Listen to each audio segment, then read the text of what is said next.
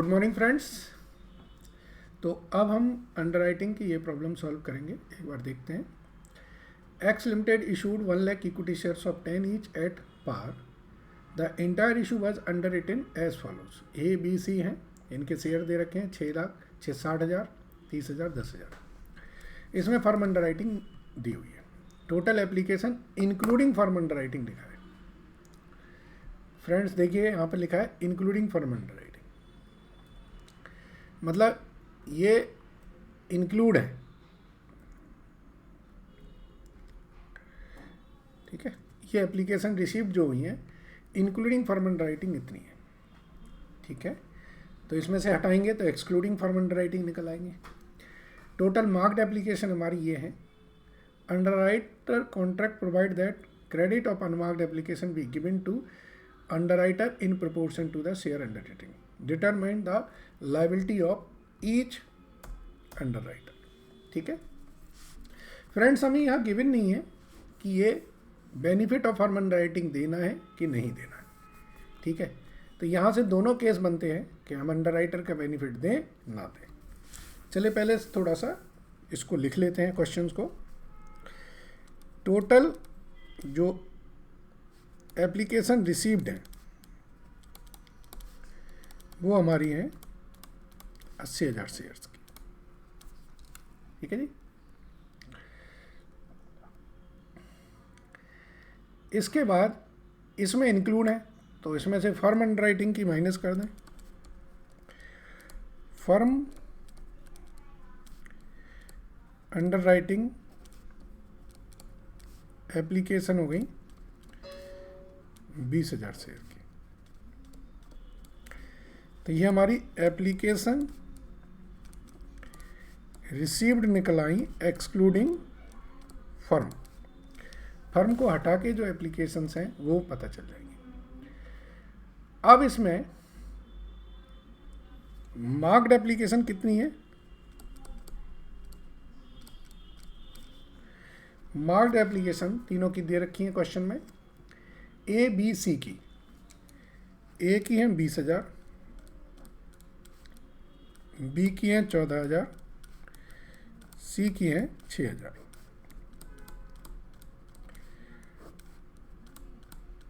तो हमारी ये निकल आई अनमार्क्ड, ठीक है जी। तो अगर हम यहां से अब दो केस बनते हैं। Case 1, the benefit of firm underwriting given, और case 2, the benefit of firm underwriting not given. अगर benefit of firm underwriting given है तो हमारी फर्म अंडरराइटिंग है 20,000 शेयर्स की, मार्क्ड है 40,000 शेयर्स, और अनमार्क्ड है 20,000 शेयर्स। ये तीनों यहां से आ गए।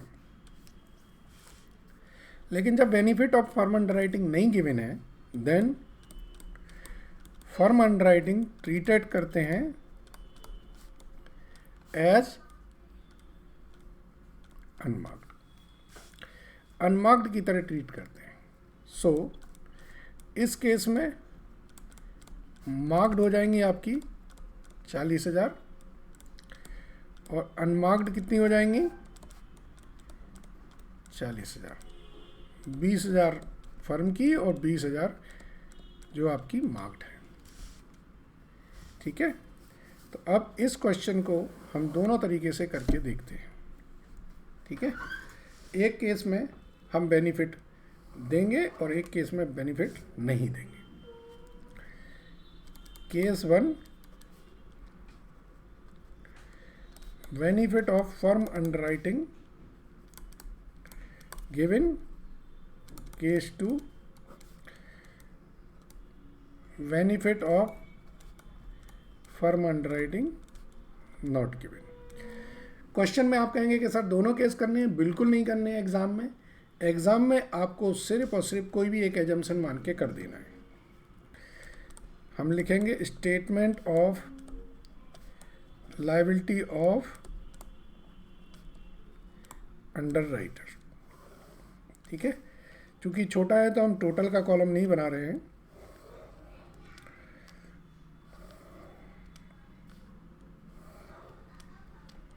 ए B C, statement of liability of underwriters.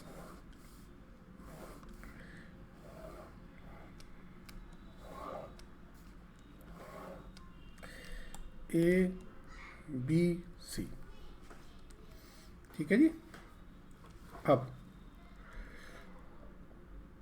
Gross liability question में दे रखी है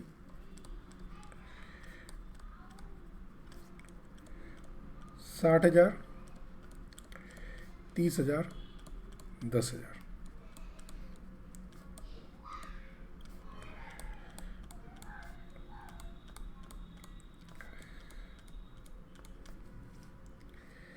इसमें से सबसे पहले आप फर्म अंडरराइटिंग माइनस कर दें। जब बेनिफिट देना होता है तो सबसे पहले फर्म अंडरराइटिंग माइनस कर दें। कितनी कितनी है फर्म अंडरराइटिंग? 8, 10, 2।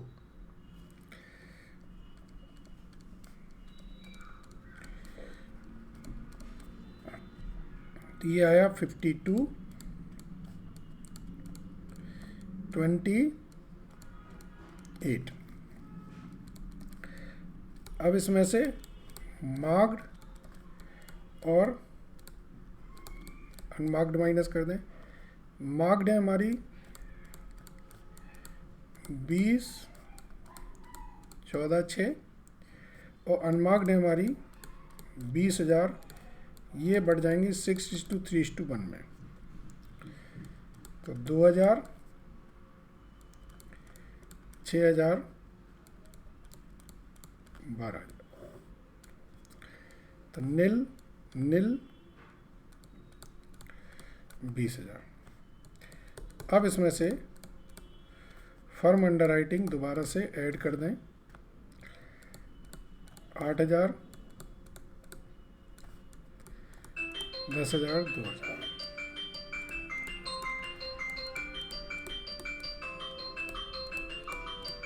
ठीक है, 1 minute.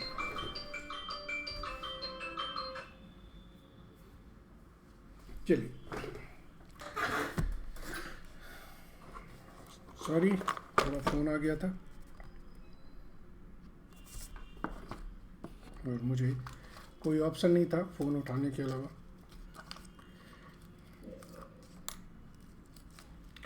I am sorry for that.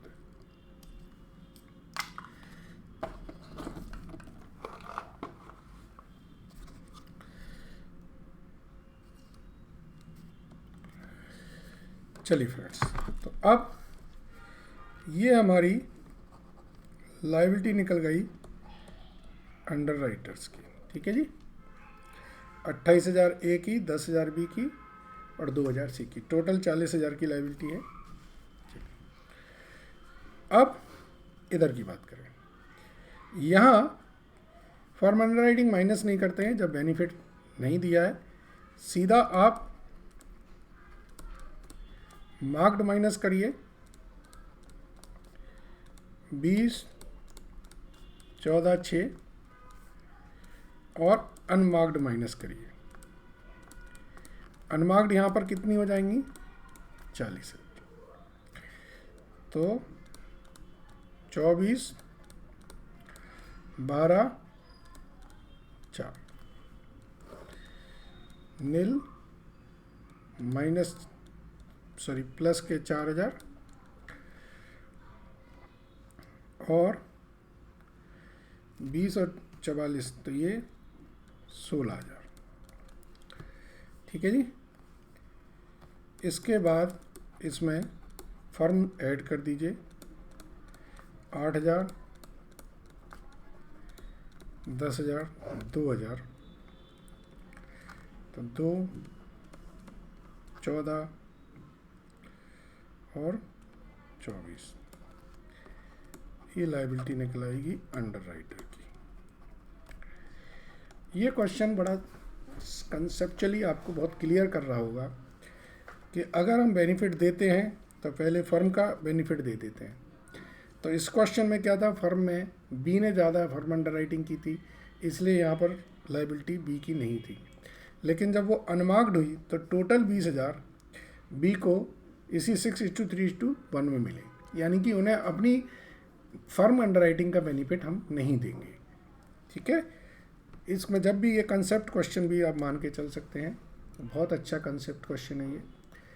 Clarity के लिए बहुत इजी है कि भाई फर्म का बेनिफिट देने पे क्या है और नहीं देने पे क्या है। रही बात एग्ज़ाम की, एग्ज़ाम में आप कोई भी एक एजम्पशन लेके क्वेश्चन कर सकते हैं। ठीक है, थैंक यू।